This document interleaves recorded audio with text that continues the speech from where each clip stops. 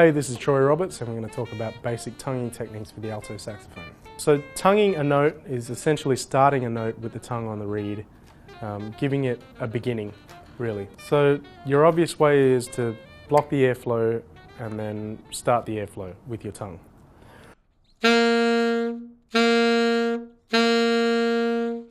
But when playing scales not staccato but articulated, it's important to keep the airflow constant, so the tongue now stops and starts the reed, not the airflow. So just from under here, like that, you should hear the airflow still continue.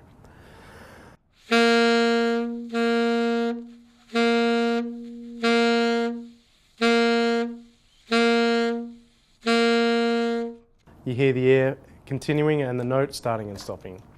So another way of tonguing is very staccato, where you're actually stopping and starting the airflow.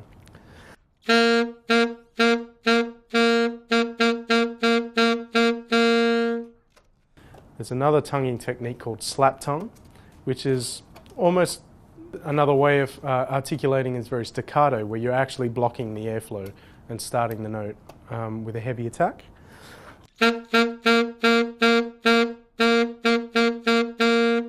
So you hear no airflow in between there.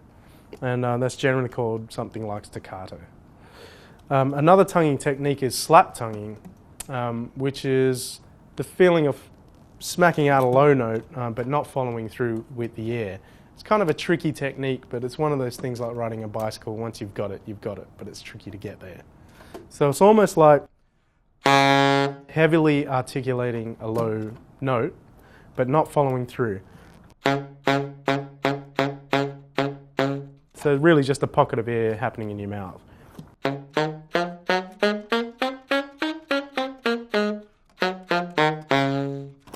And that's a slap tongue attack. It's another form of articulation. Yeah, there's also another, I'm not sure if there's a technical word for this, but I kind of call it like half tonguing a note, which is where you kind of mute a note, the airflow's still going, but you've got your tongue on the reed, but still producing a note. And this is what it sounds like.